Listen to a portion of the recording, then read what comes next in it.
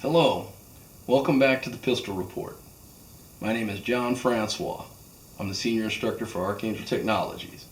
In our last video, we covered everyday carry, partially serrated knives, and low light shooting. Now what we're going to talk about is practicing for low light shooting and the types of grips you use with the firearm and your flashlight. First one we'll cover is going to be the two-handed weaver grip with the flashlight, then the flashlight next to the shooting hand, and then one-handed shooting with the flashlight away from your body. But before we get started, let's do our 4 rules of gun safety. The firearm is always loaded. Don't put your finger on the trigger until you're ready to shoot. Know your target and what's beyond it, and don't let the muzzle of the firearm point at anything you're not willing to destroy. Now that we have that, let's move right along. So, in our last video, we talked about how the muzzle flash from your own pistol can steal your night vision in low light shooting. It will dazzle the eyes to the point where you won't be able to see to use a good follow-up shot if you need to. So to combat that, we suggested that you always have a portable source of light, a flashlight with you. That way, if it's low light, you can go ahead and illuminate your firearm, illuminate the front sight, and illuminate the target. Get a good sight picture and effectively defend yourself. So we're going to show you the two-handed weaver with the flashlight. And we're going to do it with a semi-auto or revolver. It works the same way. So we'll do the revolver first. And with the flashlight, a good shooting stance is almost like somebody boxing.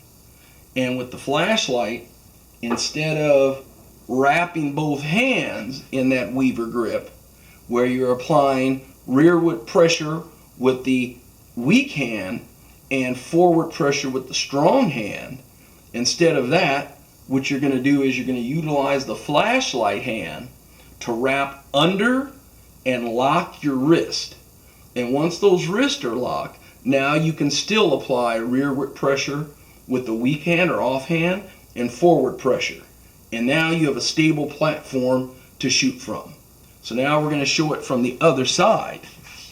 So once again, the weak hand is wrapped around, the wrists are locked, and now you pull back with the weak hand, push forward with the gun hand, and now you have that same isometric tension.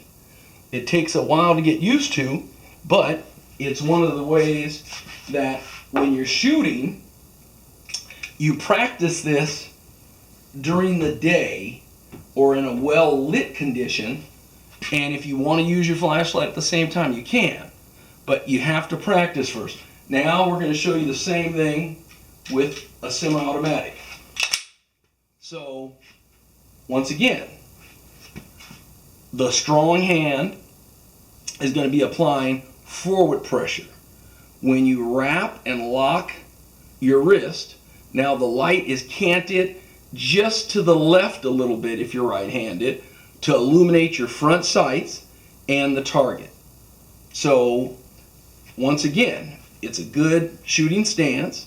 You're pulling with that weak hand, pushing with the strong hand, creating that isometric tension. And from the other side, once again, you bring it under, lock the wrist, and you can go from a low ready onto target very easily. And as we suggested before, always do this and practice it before you go out and try to do this at night or in low light. That way, you perfect the grip before you go out and try it. Now, the second way, and we're going to do a semi-automatic first this time, the second way of doing it is to use the light right next to the shooting hand. So you're not locking the hand. What you're doing is you're just putting it right against it where it's pointed at the target. And now I'm going to apply pressure from the right and the left together, pushing my hands together to create that isometric pressure that can give it a nice stable feel. And remember, with a semi-automatic, you want that wrist and forearm to stay very straight, because you don't want to limp wrist or milk toast it, because you'll steal the energy from the slide.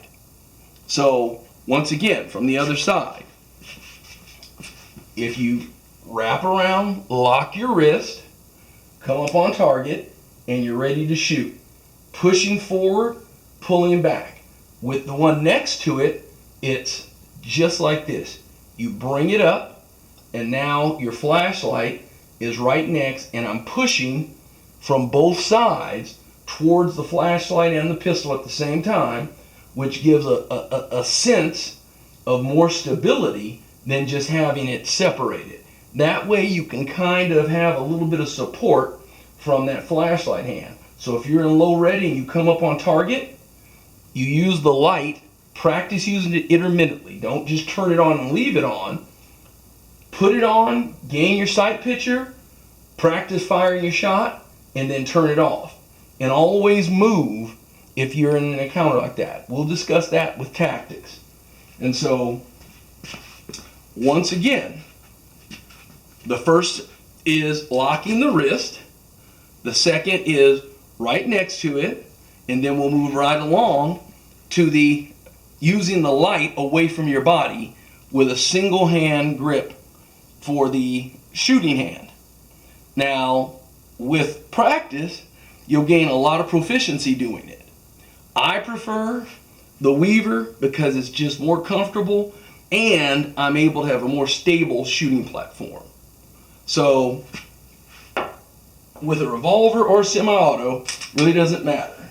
And one of the things you also want to do is, if you have your firearm located in your home, make sure you locate yourself and know where your threats could come from.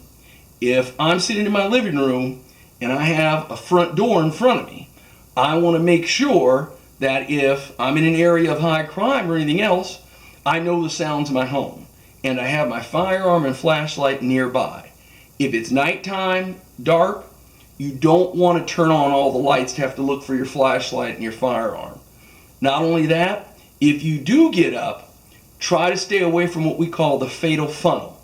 That is the doorway, because when you go into the doorway, any light, any ambient light, or even if it's low light, you're actually silhouetting yourself, and an attacker or a perpetrator's eyes are going to go and funnel it down to that point. And that's why it's referred to as the fatal funnel. Stay out of it. And it works the same way. If somebody is in your home or in a doorway, you'll notice that it's much easier to get a sight picture because of that fatal funneling effect. So if anybody has any questions, please put it in the comments below. And until next time, take care.